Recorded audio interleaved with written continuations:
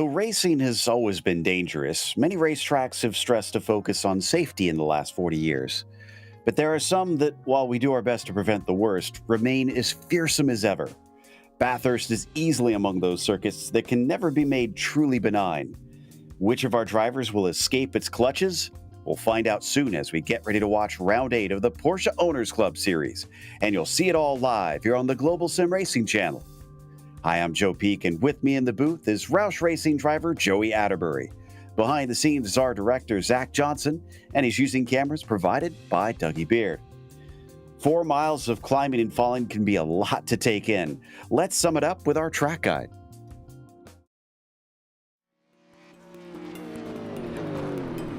Welcome to Mount Panorama Circuit. Most drivers simply refer to this place as Bathurst, with it being located just to the southwest of the city's major hub. But most ominously, and perhaps appropriately, it's been nicknamed the Mountain. With more than 500 feet of elevation change over the course of a lap, it's easy to understand why. Though originally built for racing, it's become a street circuit over time, with the track itself used for regular traffic and featuring residential housing all along the roads. This makes this 4-mile, 23-turn course incredibly unique in the world of racing. In the past, the track has hosted a variety of types of cars, including open-wheelers. But modern safety standards means that most competitive racing has now been limited to sports cars and touring cars.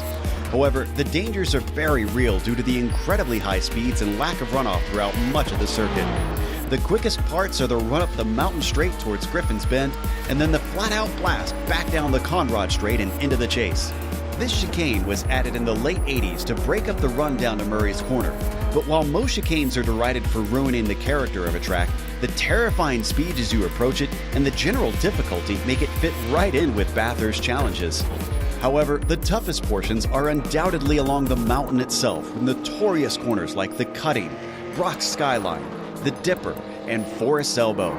In fact, one of the more unique worries of this course is that all of these parts are so narrow that track blockages due to wrecks are not uncommon in the first few laps. The Australian fans often line the fences and hillsides to witness the daredevil spectacle of drivers trying to claim King of the Mountain. You can't blame them with how rare of a sight a track like Bathurst is today.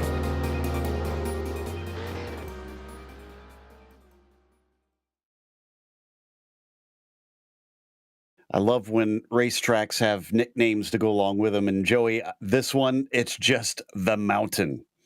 It is the Mountain, the behemoth of a mountain.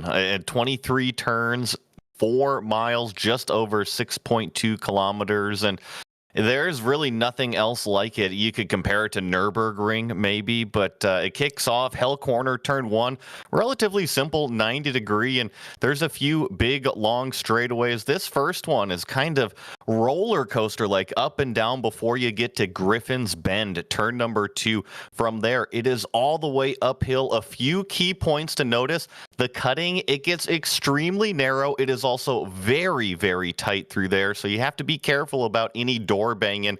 It continues all the way up through McPhillamy Park, uphill, and then finally crests the top of the mountain at Skyline.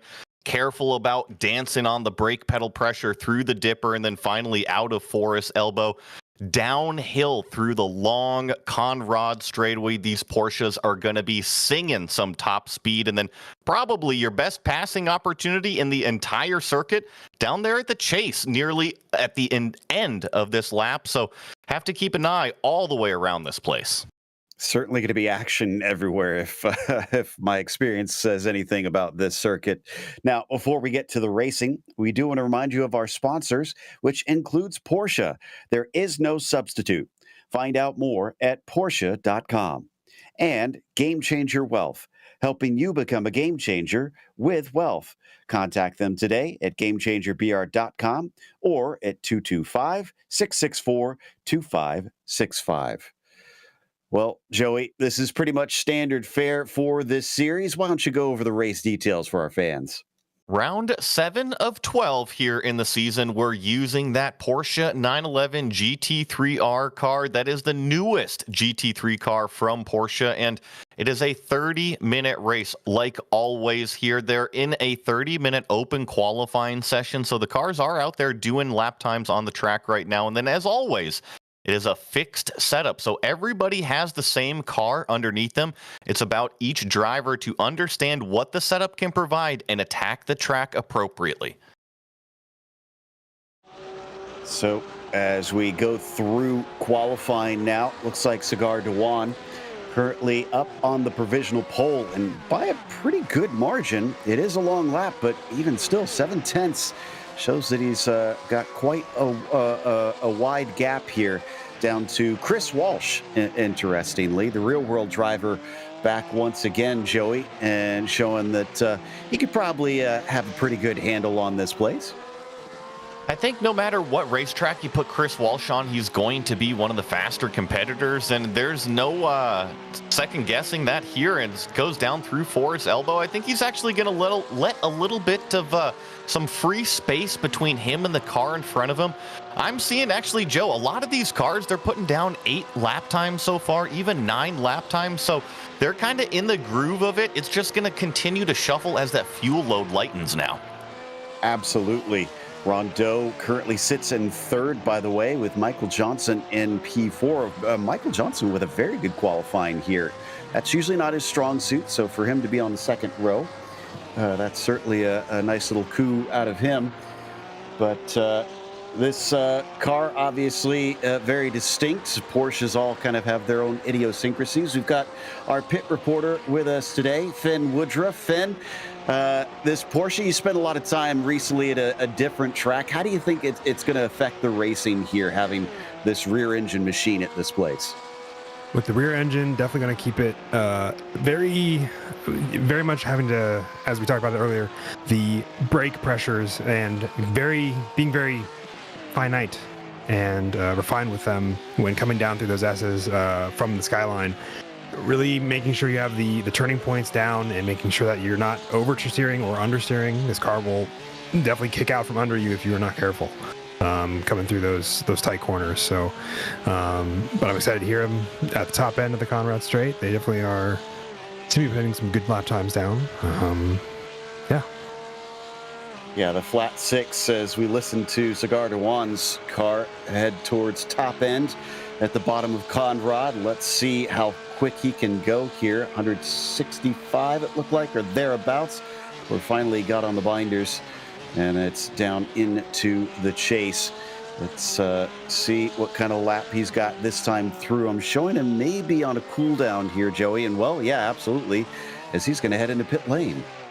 And to talk about a little bit of this qualifying, right? With the open qualifying, they can't, and also I should say the fixed setup, they can't just empty the fuel tank. They have to start on the full fuel tank. So what they're doing is they go out there, they do a couple laps, they burn that fuel off, they come into pit lane. They don't put fuel in the car, but they do put new tires on the car. So that's what these competitors are going to do. They're going to go out there, do 1 or 2 laps, come back into pit lane, get new tires on the car, and just keep repeating that process until you get all the way empty on that fuel. Ooh, Chris Walsh is actually looking like he might improve by half a second here if he can keep this up. 4 to 5 tenths quicker on this lap around as he flies down into Murray's corner. Let's see if he can hold on to it or if he can even find more time on this final section of the track. It's going to be a 2:04.2. That's quicker, but he's still not on pole. He is within about a tenth and a half now of the 5:01 car.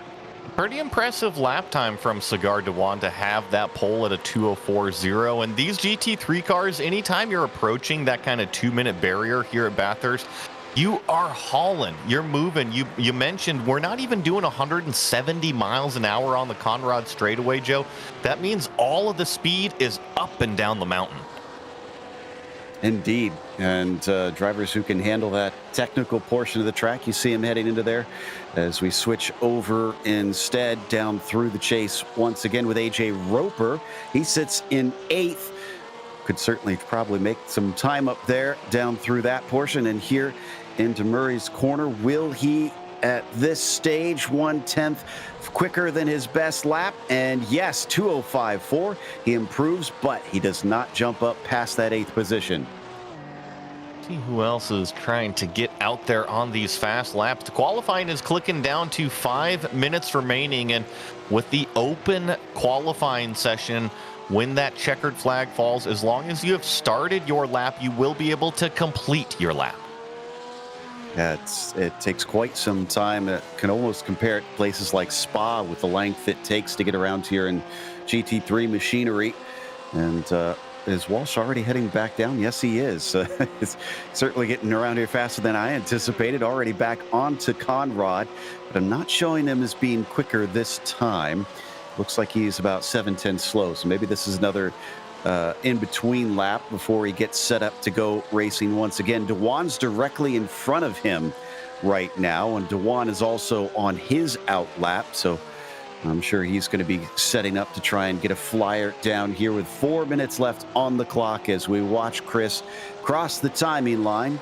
And yeah, that one did not count for Walsh from Carolina there, so he'll come back around once again. Ooh, John Momeyer improved, though, that time by. He stays in 13th, unfortunately, though.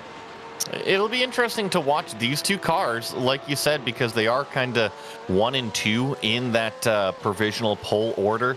This is the number 8 car heading down into the chase. This is Will Castillo. He's trying to round out one of his qualifying laps. This is one of the IMSA throwback, or I shouldn't say throwback, I should say tribute schemes to Rexy. Yeah, throwback to 6 months ago or something to that effect. But Castillo, nope, he's going to stay with that 2:08.6. Last lap was a little slow for him. Johnson's been pushed down to 5th since we last looked, but that lap also not going to be any faster as Larry Haas also not able to find time. I do see Dylan Scott looking like he might be able to go faster. He's just coming around the last corner in the 08 car. And yes, a 2:06 is a big jump, and it will take him up to 10th. Put him up inside that top 10, and he's got plenty of time to do another lap, probably plus another, as long as he's got enough fuel in the car to do it. Watch some of these cars come down the hill through these series of corners here, and this is that Chris Walsh car chasing Cigar Dewan. Joe, I was going to make a comment. I kind of like the position that Chris Walsh is in the track. He's got a carrot to chase, and that carrot is provisional pole in front of him. Yeah, I guess, I mean, he should be able to see if he has the pace to compare directly in front of him. Right now, Walsh, ooh, he's 2/10 down. He might be able to break this mark from Cigar Dewan and get a new fastest lap on one of the last laps possible. Cigar just crossed. It's going to be tight on whether or not he can get another after this. And yes, Chris Walsh has now jumped to a 2:04 flat and is just 12 thousandths quicker than Dewan.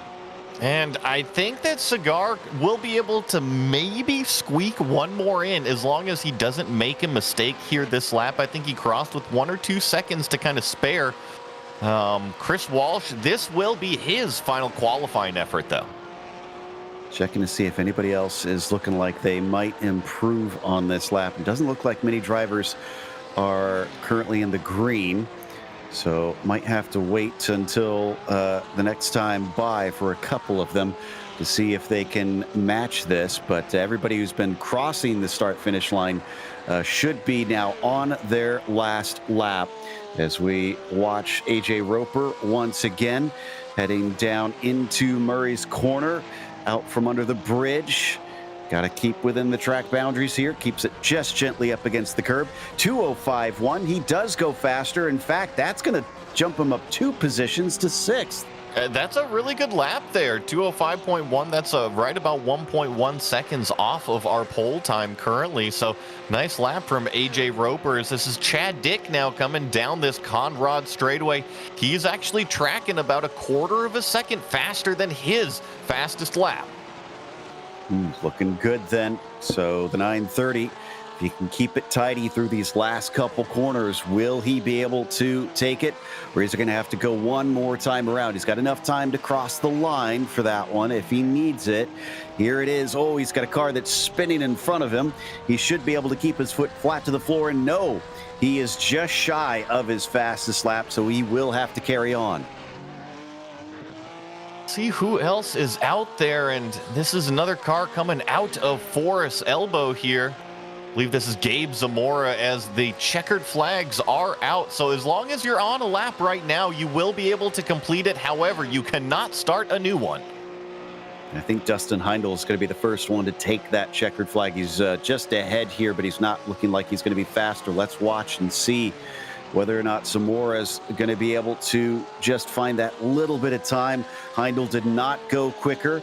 He stays put in 9th place, but in 8th position for the number 2 machine. It's looking like maybe half a second faster, which is going to be massive here for Gabe Zamora. Indeed, a 2:04.6. That is going to put him on the 2nd row and 3rd. Careful, though, because here comes the purple machine. Michael Johnson is on a heater. Let's see if he can keep it together through the final corner here. He needs to be in that 2:04 range. 2:05.0 improves, but actually, it's going to stay there in 6th, Joe. Yeah, his lap was deleted. He must have had an off somewhere. AJ Roper across the line does not go quicker. Larry Haas going to be the next one here, and then Dylan Scott, and I think that might be it of all the drivers that can take another lap. Larry is showing some improvement, but I don't think he's going to improve positions. He currently sits last on the field right now in 14th at a 2:11.8. And a 2:11.1, yes, nicely done, about 9/10 faster. It's always interesting to see these qualifying sessions as the fuel runs out. The cars just keep getting faster. The timing and scoring screen just shuffles and shuffles as we have the final car that's going to take the checkered flag. Chad Dick coming around the corner. Let's see if he can improve his lap time down to a 2:05.0. That'll jump him up into 6th. For Michael Johnson, that's got to be a bit frustrating. As high as 4th earlier on, and then so many other drivers able to jump him right at the end. But that means our grid is now set for today's race. And Chris Walsh is going to be your pole sitter. Cigar Dewan will be 2nd as Gabe Zamora starts in 3rd, and Mark Rondeau will be P4. Jad Duncan starts from 5th as Chad Dick was able to get himself into 6th right at the end. Michael Johnson will be P7, and AJ Roper will be 8th. And it's Dustin Heindel in the 9th spot, and Dylan Scott starting 10th. We have Jacob Abrams in the 11th position. Will Castillo will be sharing row number 6 with them. 2 more out here. John Momeyer in 13th, and then Larry Haas will be rounding out our 14-car Porsche GT3 field. So just need the clock to continue to tick down. Then the drivers will be allowed to grid up. Should be a rolling start for this one.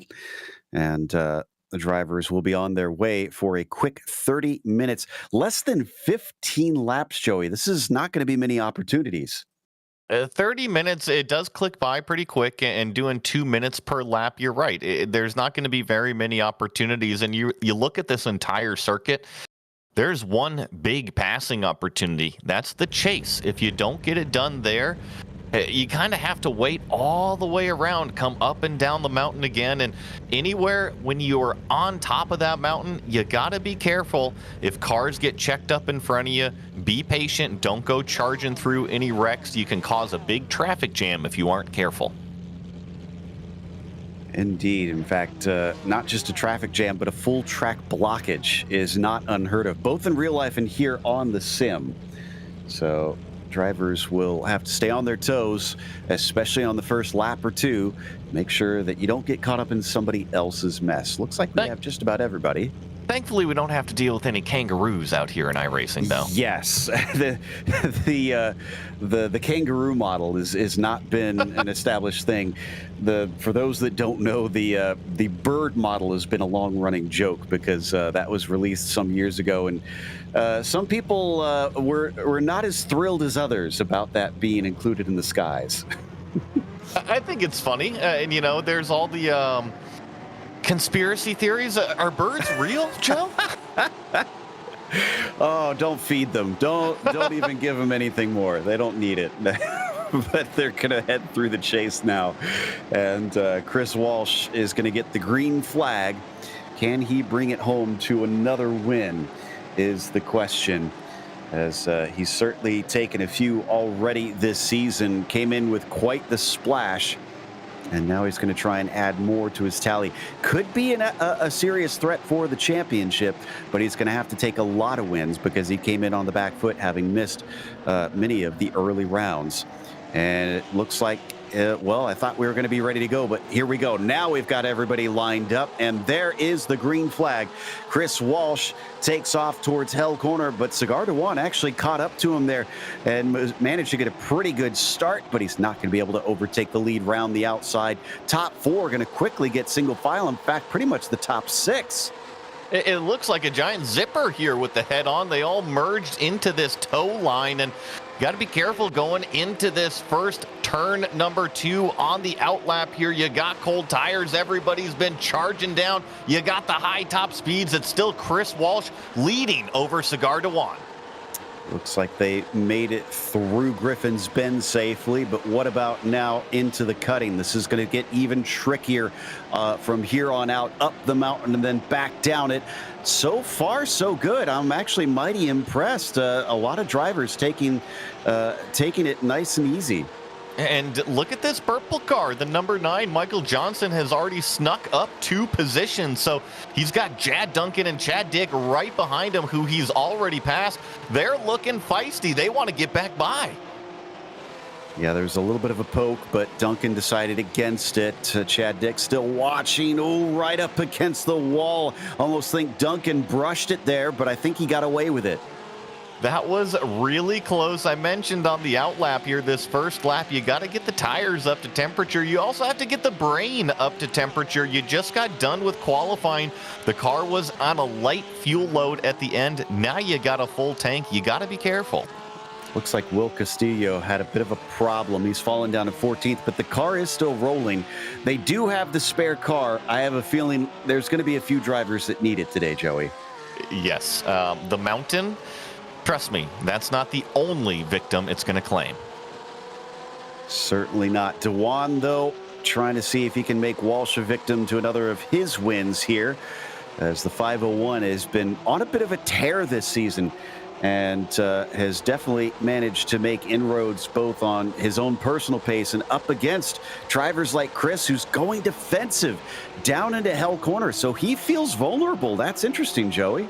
Yeah, and Cigar is right underneath the rear wing of our leader going down this first straightaway. You see Chris Walsh all the way over onto the driver's right side. That's the defensive line here. He's trying to make Cigar go around the outside because he knows here at Griffin's Bend, as long as he can stay on the inside, he's got a good shot at it. Just like that, Dewan's going to have to regather. And actually, look at this. Zamora's going to try to go around with the momentum. He had the inside coming off of the prior corner, but it's the outside here into the cutting, and he has to back out of it. Rondeau can't make do with it, as looks like Johnson is going to catch up a little bit as well, but that's not good news. That backed them off of Walsh quite significantly. I'm curious to see the pace, Joe, because remember, Chris Walsh only snagged away the pole position on that last lap. So Cigar Dewan has plenty of pace inside of that race car. Looks like he's going to gather it back up. He's already closing it back in on our leader. Coming down through the S's now and looking for Forest Elbow. This is where it gets so tricky down into this left-hander, trying to get the car to slow up. And it looks like so far so good. Other than the hiccup we saw with Castillo, I haven't seen anybody else have any major off. So crossing fingers and knocking on your favorite piece of wood. And Michael Johnson's kind of hanging on to the back of this battle as well. I'm curious to see how this settles out, Joe, because usually at Bathurst, there's not a whole lot of passing that goes on during the mountain section, but here down the Conrad straightaway and through the chase, that's when it gets busy. Oh, absolutely. And the slipstreaming probably going to be its own little thing here, because not only do you have it down Conrad there, Joey, but as we watch them, they go through Murray's, they're going to come through Hell, and you got to do it all over again up mountain. And it's funny that it's separated by 2 90-degree turns. You look at the track map, and they're so simple. But when you compare it to the rest of this track and all the corners that you attack, You overthink those two little 90-degree corners. They become incredibly technical, and they're actually some of the most difficult corners on the racetrack to get right. And coming up into the uphill braking here into Griffins. Looks like these guys are going to get that one right this time. So once again, we stay single file as they go up over the mountain. Does look like we've had more problems with Will Castillo. It sounds like there's been a second incident here. So Finn, I understand you've got eyes on both of the accidents. Why don't you talk us through it? This is what I was talking about at the early stages of this, is the just managing your steering, and oversteer, understeer. This car is very notorious for doing both, depending on its speed, and that's what's happened here with Castillo. Just too much commitment, not enough brake to fix the problem before it got out of control, bounced into the wall, and then that damage really got him the second time around when he lost that arrow trying to come down the S's the second time, and then put it in there back into the wall and took it back to the pits to grab one of those fast repairs. And it sounds like he's not the only one, Joey. What's happened to Rondeau? Yeah, Rondeau actually this lap, he had a little bit of a loose moment coming out of the cutting. Just got onto the gas a little bit early, had a loose off, and basically smacked the wall on the left side here. It allowed Michael Johnson to slip by. Watch the gray car here, just slightest bit of contact, but that's usually just a little bit too much apex speed through the cutting.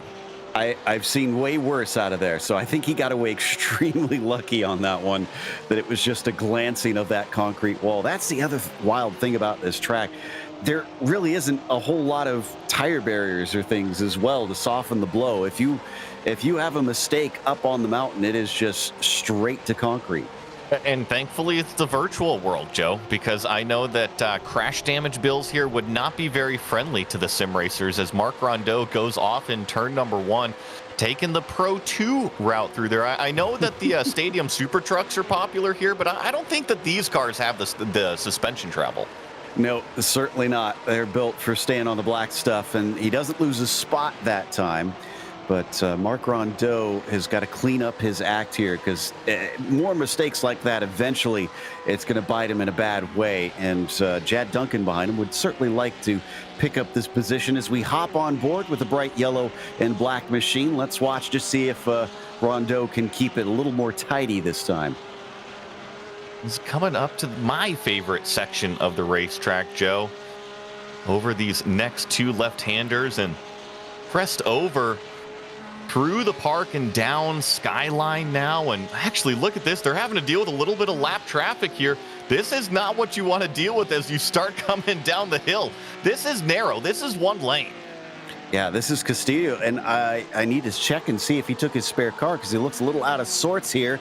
Johnson's going to try and get by, but still, Castillo is not going to facilitate the pass easily, and will stay ahead. He smacks into the wall. Well, that'll make it a lot easier right there. Oh, got to be careful now not to lose control in the grass. iRacing can be really tricky with that, but check out what's going on now. We got Jad Duncan in the yellow 83 to the driver's right. He's going to try to take advantage. Oh, a little bit of door rubbing with Rondeau, and now he's going to try to get to the inside of Johnson. He chops the nose. Looks like he's going to at least be able to get by Rondeau. Duncan sets his sights forward to Johnson now, but things getting quite tense down the Conrad Straight. And here we go. Rondeau trying to size him up down into the final turn, but not close enough to make it happen. I know it's spicy. Oh, and then check this out. This is our battle for second place. I was expecting Dewan to go hunt down Walsh, but it's actually Zamora now making a move around Cigar for that second place. But he's going to be on the left-hand side into a right-hander that is off camber. I'm not sure this is going to work out well for the two. I've seen it work before, but it's rare. And no, he gets faded out back to third again. I think Cigar Dewan knew exactly where he wanted to place that car. And oh no, unfortunately, Mark Rondeau is going to get into the wall here in Griffin's Bend. This was side by side going in with another car, Joe, and you just called it. There's not a whole lot of room there in turn 2. Mark Rondeau found that out. Looks like the car is carrying on. I'm trying to see if it's got ill handling at this stage, and it looks decent enough. He's in the top 10. That's Jacob Abrams behind him currently, and he's following Dustin Heindel.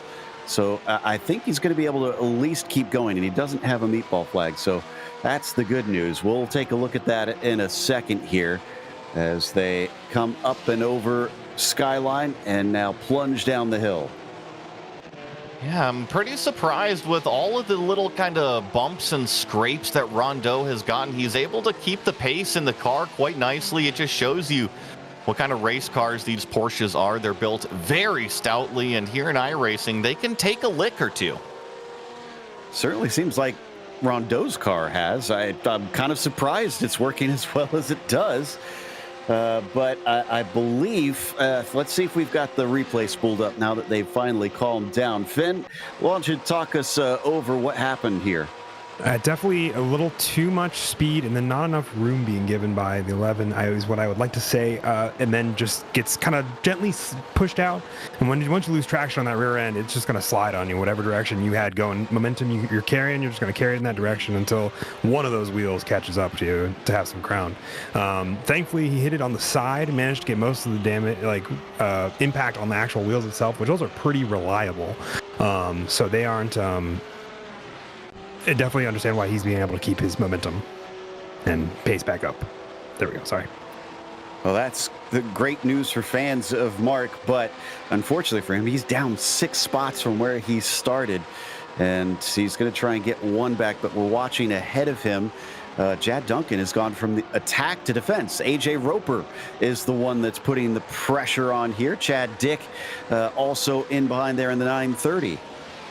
And remember back in qualifying, Joe, Chad Dick was that car that snuck in the very final lap and was able to leapfrog himself up quite a few spots in terms of that track position. And now he's taking advantage of it right on the back of the bumper here, fighting for a top 5 up over the mountain one more time.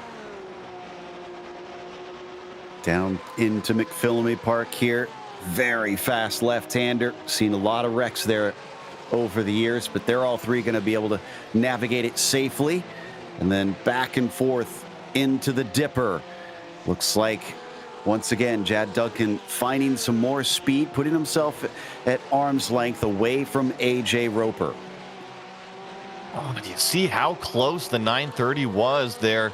Going through Forest Elbow. It's all about putting the power down coming out, and these are fixed setups, so you're not going to have the difference in the wing angle, the difference in the top speed. So in the case of Chad Dick, this might be a little bit frustrating. He's the caboose on the 3-car train.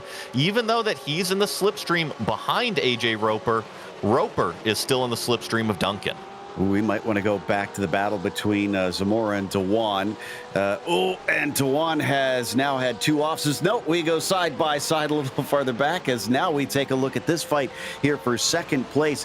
Cigar with 2 times with wheels in the dirt here at the latter half of the lap. Zamora tried to capitalize but couldn't quite make it. And every time that Dewan has to defend from Zamora, look at the gap to our leader. Chris Walsh is just loving what he's seen in the mirror. So, yeah, he's saying, Gabe Zamora, please keep attacking Cigar Dewan. You are making my race a whole lot easier.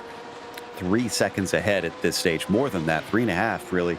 So he's got a handy little gap that he's pulled out. But we're only halfway through. There's still a lot that can happen. You lose focus for an instant here, Joey, and I mean, your race goes from that comfortable lead to being sitting in pit lane. We talked about just how the mountain can bite you so fast. There's no real guardrails with tires to bounce you back out. And yeah, 15 minutes, really 16 minutes left in this race. There's plenty of time to make a mistake that'll basically end your race. You just got to stay on your toes this whole time. Keep doing laps out there. You got to trust your practice that you've done in preparation to get ready for this race. And now it's time to execute. Down through Forest Elbow, was mighty close between Gabe and Cigar, but just maybe pinched off that apex a little too much, did the number 2. He's not as close as he was on the way in there. So they now pick up speed as they head towards the breaking of the chase. Not sure we'll see a pass attempt here, but this was where Cigar went off the first time last lap. What's he got this time? Did he learn his lesson? Yes, that was much cleaner. Yeah, but Zamora is right on the bumper there. You can tell Cigar might not be as confident as he wants to be through the chase and probably through this final turn here. See this Dundon Motorsports car, this Gabe Zamora #2 machine just all over the back. Is he going to poke a nose down into turn 1? He thinks about it, shows the fake. I think he's just trying to get Cigar off of the line a little bit. He's doing a good job so far. He's definitely hassling him in those mirrors, just making him nervous. And like I said, I saw a couple mistakes earlier, but maybe Cigar is just acclimating to this pressure at this stage. Man, really weaving and dodging to try and see if he can psych him out. Now we come up the hill again, approach the cutting. See if anybody oversteps the limit here. Cigar really taking kind of the middle of the road on the entry, but it works out nicely. Puts the power down coming out of there really, really well. Gabe Zamora actually lost about a car width there, or a car length there to Cigar. It's been quite an ebb and flow between the pair of them. As this was happening, Fen, it sounds like you had spotted another accident. What happened?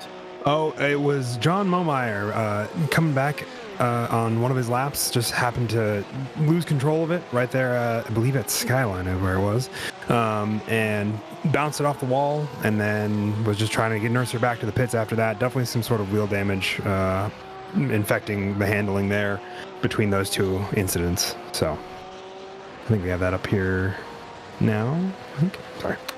It looks like, yeah, it looks like we're still live, but we do see the car running.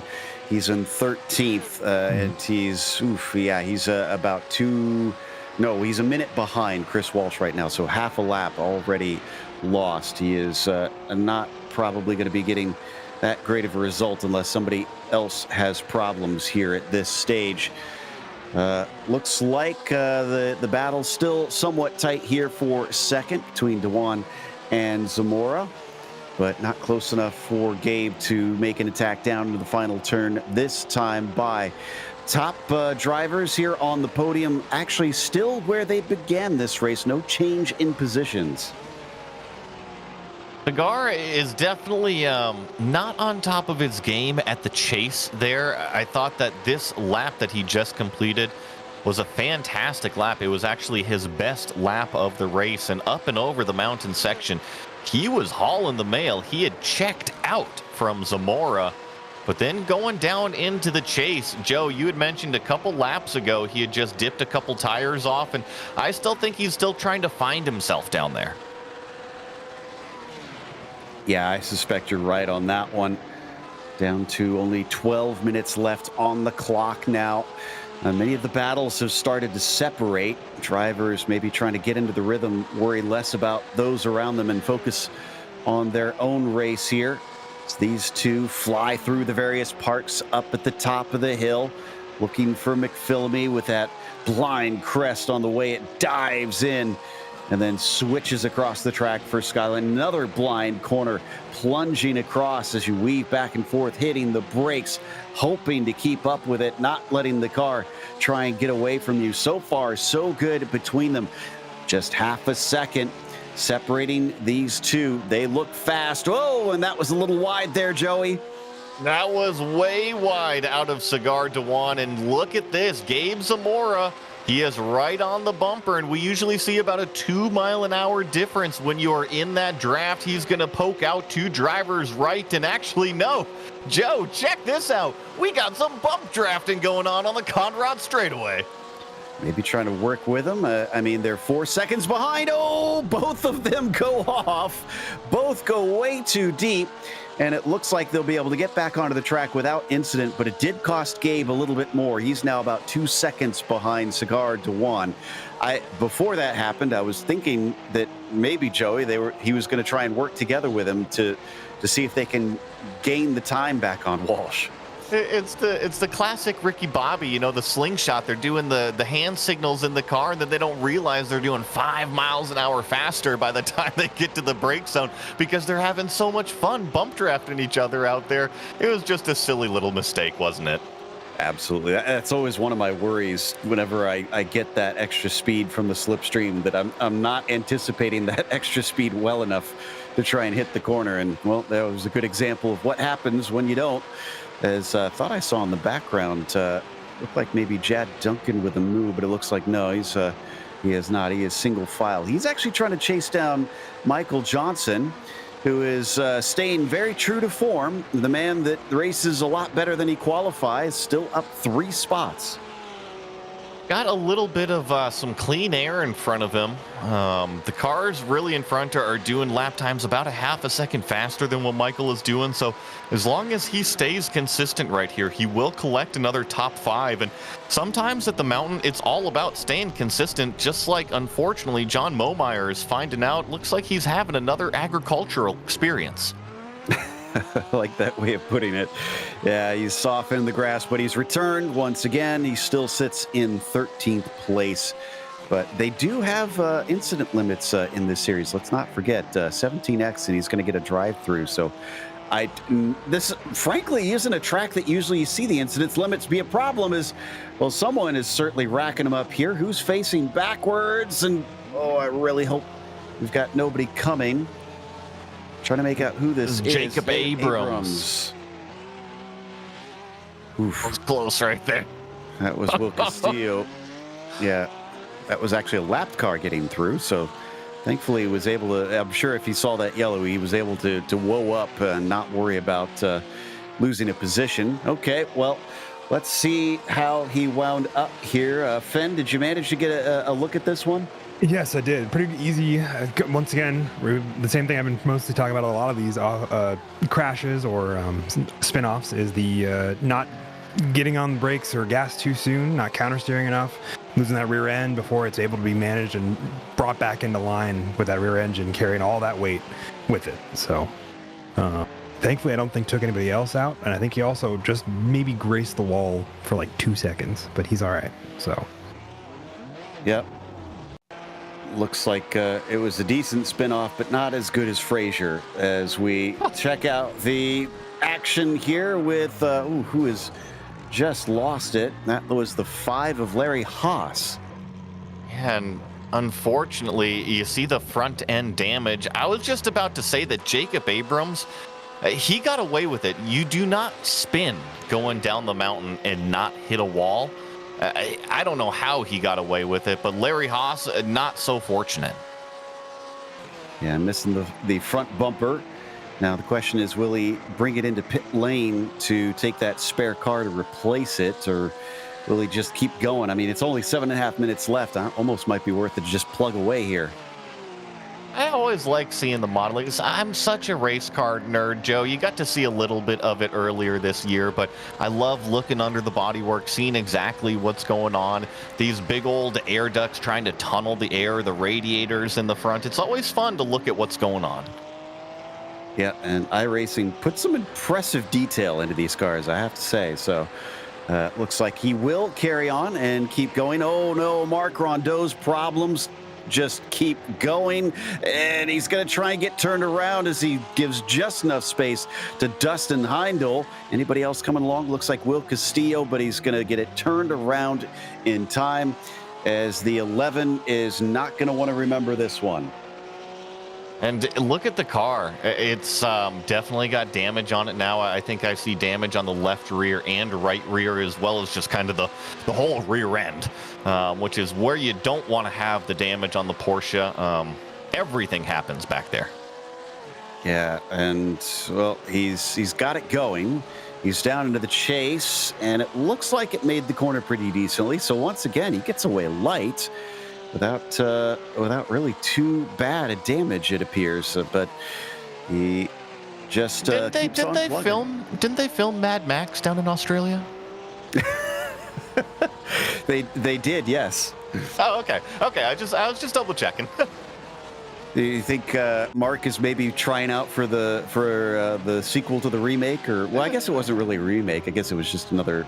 Well, between him and Larry Haas with all the body damage going on out there, I think that they would fit right in the post-apocalyptic world. I have to confess, I finally saw the first two films for the first time in recent years. I had never seen them until now. I see why people love them so much, but well, that is neither here nor there, and we'll see if Rondeau can at least get to the checkered flag. He's not given up. I give him that, but man, it's been a rough day. I don't think it's the race that he was expecting when he logged on tonight, but Chris Walsh, he is putting together a very nice race, just like we've seen him put it together before. He's up over 5 seconds in front of his closest competitor. That's Cigar Dewan back there in the 5:01. So as long as he just keeps clicking off laps, he should collect another checkered flag. Yep, 5 more minutes to go. When Chris came in, he immediately took wins at round 4 and 5, and then found himself with a 4th place at the endurance round at Willow Springs. So he's obviously been racking up some good results. I think he had to miss, though. Yeah, he had to miss for the last round, I believe. No, actually, I think he was there. I'll have to double check. I don't have my stats ready for Laguna Seca, unfortunately. Meanwhile, looking back behind him, I will say that Cigar Dewan, at only 5 seconds behind, has been doing a good job about making life at least, I wouldn't say difficult for Chris, but he's certainly not letting him just kind of relax up there. You brought up my next talking point, Joe. I feel like I always do that. Yeah, I always feel like Cigar, he kind of has multiple stages in this race, and really today he had 2 phases of this race. He had to hold off Zamora early on, and then really once he got clear, he had a couple of those little bit of mistakes, was able to clear his head, and now he's starting to chug away those laps, really is pulled away from the number 2 car behind and just kind of settling into his own rhythm. And like I said, things can change so quickly here. If Dewan keeps it on track and keeps it in 2nd place, he is perfectly positioned to grab that win should something happen to the 104. So watch this space. I'm pretty sure that we haven't seen the last of the action out on track. The question is going to be who will experience it here at the end, as Conrad once again allows Walsh to stretch those legs out and get all the way up to over 160 miles an hour before finally getting back onto the binders and swinging it through the chase. Shows you how much grip these cars really do have. You know, they're over 500 horsepower. And when you talk about putting them on a dyno, they're probably right about 500 at the wheels or so. Extreme minimal drivetrain loss. They have huge tires, huge brakes, but they still only do 170 miles an hour. It always fascinates me, the aerodynamics in modern cars, how much drag they actually produce, and that's okay. We're okay with a slower top speed because how much they go in these corners and in the brake zones, it is mind-blowing nowadays. Yeah, especially considering these are GT cars. The advancements that they've made is really stunning. I mean, look at that thing whip through Griffin's Bend. Minimum speed that he just spent through there was 84 miles an hour, it looks like. That is just unbelievable. The grip levels of GT cars are insane. The best way I can describe driving one, Joe, there obviously you've got TCR, GT4, GT3, and these GT3 cars, you give it an input and it responds. It does exactly what you tell it to do, and you see that in these Porsches, especially through these high-speed corners. Been watching to see if anybody's getting close, and it does seem like Jacob Abrams might have an opportunity, or Mark Rondeau. So we see Walsh here down through the S's once again. Top 10 getting awful close to one another. That is Abrams in behind in the Pfaff liveried car, and doesn't look like he's quite close enough up into Griffin's Bend. I know the Pfaff has definitely been a customer favorite, a fan favorite. Joe, I'm not sure if you saw the recent news, but they are actually switching manufacturers. I won't talk about it too much here on this show. Yeah, not on this one. We'll talk about it later on GSRC. But yes, one of my favorite brands, I will admit, that they're hopping over to. I'm sure Porsche will be disappointed about that, but they can't faff about. And whoa, things have changed because both cars are in the wall and parts are flying over Skyline. Abrams and Rondeau are stranded, and whoa, coming through. Castillo has to take off course to avoid hitting the car of Abrams doing a K-turn. Oh my goodness. We were talking about how the mountain can bite, and we just saw the biggest wreck of the night. I really think that Jacob Abrams was charging hard to try to get another place, because remember, Joe, we saw him spun down the mountain earlier. I think he was trying to gather back some time. As this has been happening, it does look like the car will at least be able to get away under its own power. Chris Walsh has taken the white flag. Last lap now for our drivers. He's approaching John Momeyer to try and put a lap on him, but he doesn't really need to. With it is now under 5 seconds, so Cigar de Juan actually closed in on him slightly. But Chris Walsh honestly doesn't have to try and put a lap on the car ahead. I think one of the best parts about this group of racers, really the entire Porsche Owners Club, when they come out here in iRacing, they're really respectful. So even though Chris Walsh is running up on the back of John Momeyer, I guarantee you, Momeyer knows, Chris Walsh knows, they're going to get by just fine. Down and through. Oh, well, and that's the other thing you have to watch out for is that car having an issue and spinning in front of you and taking you out. But thankfully, it looks like Momeyer went off course. Larry Haas, though, is not too sad to see that car run into the wall, because I guess he was being caught in that situation. That was for position there. And now will Larry slow up so that he doesn't have to do an extra lap around here? Knowing that he's basically got this position wrapped up now. He could allow Chris Walsh by. Let's see if he does so. And no, it doesn't look like he's slowing here. So he wants to take that full lap. He wants to finish on the lead lap here. Does Larry Haas, or he's going to go completely off course and end his race now as Chris Walsh takes the win here for round 8 in the Porsche Owners Club Series. And Cigar de Juan will follow him home in second. Gabe Zamora will finish on the podium. An exciting finish to this one for sure. Chris Walsh was in complete control the whole time. Maybe side by side in turn 2 on the out lap, but really other than that, he was in cruise control out front. I kind of feel for Michael Johnson. He's had now, let's see, this is his second fourth place of the season. He hasn't had a podium yet this season. So, and Michael's usually, I mean, he prides himself on being Mr. Consistency, but he's had a lot of stuff happening, including some injuries that he's had to deal with. So I know life has been a little crazy. Maybe we'll see him be able to spray that champagne eventually. In the meantime, it looks like we've got just about everybody across the line. We'll take a quick break. We'll come back with the unofficial results as well as driver interview, so stick around. Racing isn't easy, but experiencing it is. iRacing puts you in the driver's seat with the industry's leading sim racing game. Drive on laser scan replicas of the greatest racing circuits from around the world. Go head-to-head against other drivers chosen by skill-based matchmaking to ensure competitive racing at every level. Compete across all your favorite series in officially licensed cars engineered to deliver the most accurate driving experience possible.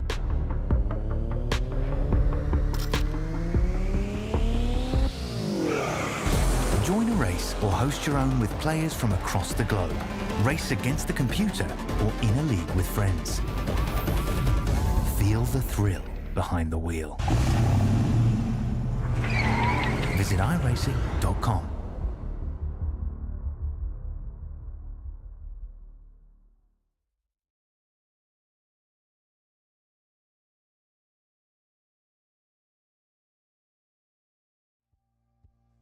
Welcome back to Mount Panorama Circuit, round 8 here in the Porsche Owners Club Series C's. Chris Walsh take the victory over Cigar Dewan by only 4 seconds in the end. Wonder if Chris was just easing up there to bring it home.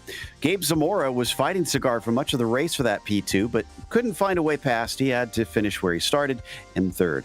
Michael Johnson was a little bit off of them, to be honest. Wound up about 4 seconds behind Zamora. But just couldn't manage to get himself on the podium quite yet this season. Jad Duncan got himself a top 5. AJ Roper is going to be P6, and Chad Dick was 7th as Dylan Scott finished 8th, Dustin Heindel 9th, and Jacob Abrams 10th.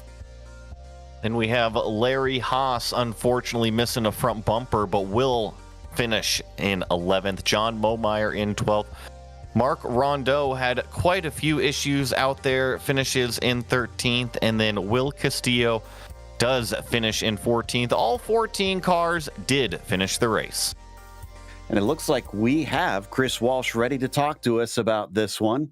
And he led every lap of this race from the start, putting it on pole. But Chris, I have to ask, is this perhaps the track that you want to be able to lead and really focus on what you're doing out there?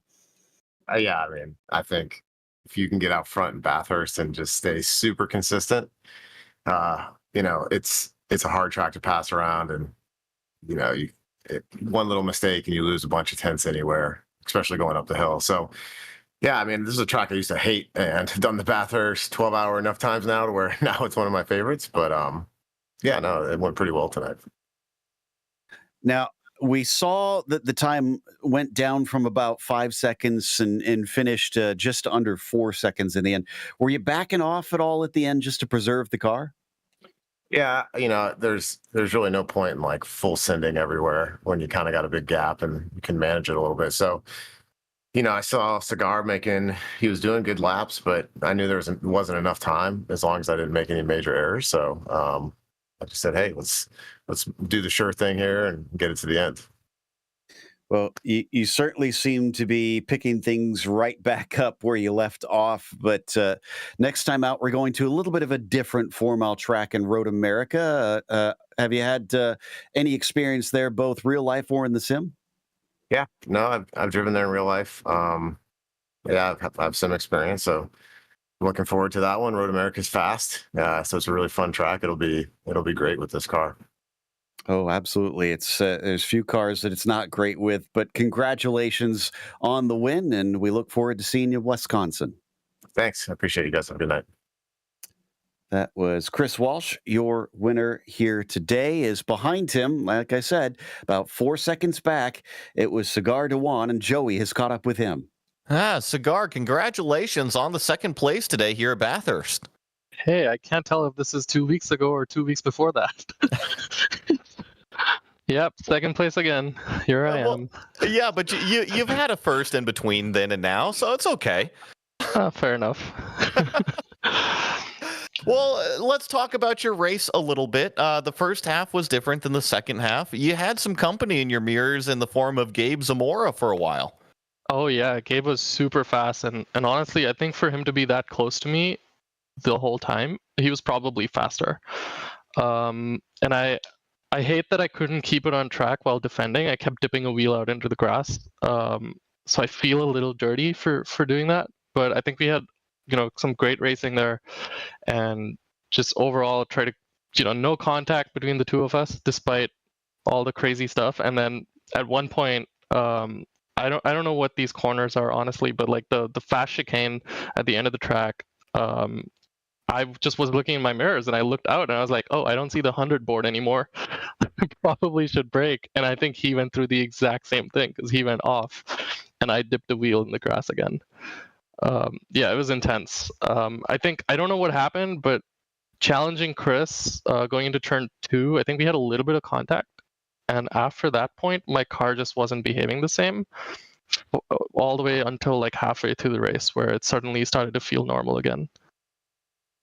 I was going to ask you about qualifying because you were really on top of qualifying for really the whole time until Chris snuck it away from you. Did you feel like that track position was important on that outlap to keep that lead going for him? Absolutely. I think for sure if I would have gotten ahead of Chris somehow, I would have been able to defend that. But I'm pretty sure he would have also been able to defend it. Like it really just depends. Yeah, I don't think the move on turn 2 was ever going to work, but like I said last time, qualifying is so important because I just don't have the pace differential to Chris, and I think it goes the other way as well. Like if I'm in front, he doesn't have the sheer pace differential to like just overtake me. In the middle of the track, it's not going to happen. So we have to capitalize on mistakes, and if you're not close enough to the guy in front, you just can't put pressure on them. And so I was hoping I would claw my way back up to Chris, but for some reason the car just felt really weird. And then Gabe caught up, and Gabe gave me a really hard time for like half the race. Well, you got to be happy with the second. You get to spray a little bit of virtual champagne. While I've still got you here, is there anybody you want to say hi to?